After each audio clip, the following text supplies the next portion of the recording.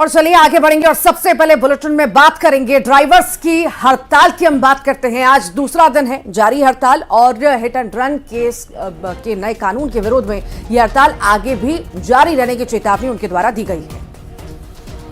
तो छत्तीसगढ़ में भी बस और ट्रकों के पहिए थम चुके हैं। हड़ताल की वजह से दूसरी चीजों पर भी इसका असर पड़ेगा। पेट्रोल डीजल आपूर्ति प्रभावित हो सकती है। बसों के नहीं चलने से यात्री परेशान हो रहे हैं। सब्जियों की आवक में दिक्कत होगी, दूध की आवक में दिक्कत होगी, रोजमर्रा के सामान की आवक में दिक्कत हो सकती है अगर यूं ही ड्राइवर्स की हड़ताल चलती रही। बसों के पहिए थम चुके हैं, यात्रियों को परेशानी हो रही है, ट्रक भी नहीं चल रहे हैं, जिससे सामान को एक स्थान से दूसरे स्थान पर ले जाने में काफ़ी परेशानियों का सामना करना पड़ सकता है। और अगर यूं ही हालात रहे तो बहुत जल्द पेट्रोल पंप भी सूख जाएंगे।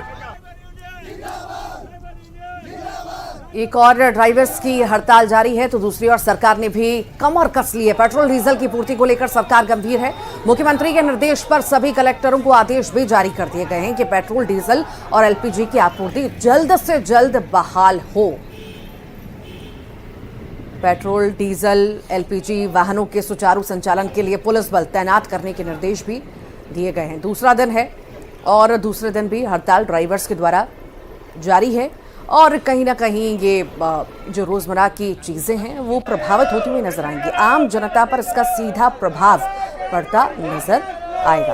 अपनी मांग पर अड़े हुए हैं, नए कानून को वापस लेने की मांग इनके द्वारा की जा रही है और सरकार भी इस पूरे मामले में एक्शन में दिख रही है, गंभीर दिख रही है और सभी तरह की व्यवस्थाएं सरकार के द्वारा की जा रही हैं। हड़ताल का असर ऐसा खासा असर नहीं दिखेगा, ये भी सरकार की ओर से कहा गया है कि किसी भी तरह की परेशानी आम लोगों को नहीं, पर साफ तौर से कहीं ना कहीं परेशानी होना शुरू हो चुकी है। यात्री तो परेशान हो ही रहे हैं और साथ ही साथ जो रोजमर्रा की चीजें हैं, बेसिक नेसेसिटी है, उस पर डायरेक्ट असर हमें देखने को मिलेगा।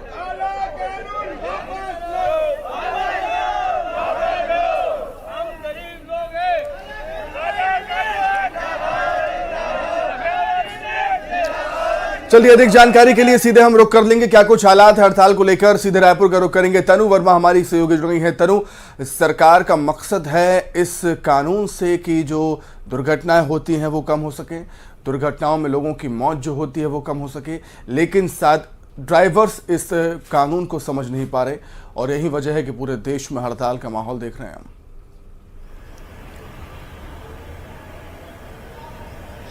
जी बिल्कुल, देखिए सुमित, छत्तीसगढ़ में बस और ट्रक के ड्राइवरों के हड़ताल पर चले जाने से आम जनता को जो है इसका खासा प्रभाव पड़ रहा है। वहीं कई जिलों में ट्रक और बस के जो है पहिए थम गए हैं, तो कई जिलों पर जो है बस स्टैंड से ही गाड़ियां नहीं निकली है और कई जगहों पर ड्राइवरों ने हाईवे पर ही गाड़ी खड़ा करके जाम कर दिया है। वहीं इस बीच अगर पेट्रोल और डीजल की सप्लाई प्रभावित होती है तो इसके लिए इस पर जो है आदेश जारी कर दिए गए हैं, जिसमें खाद्य विभाग की ओर से जारी आदेश में ये कहा गया है कि पेट्रोल डीजल की सप्लाई जो है प्रभावित नहीं की जा सकती। ये अति आवश्यक वस्तुओं में शामिल है और कहीं अगर इसका सप्लाई प्रभावित होता है तो इस पर कार्रवाई की जाएगी।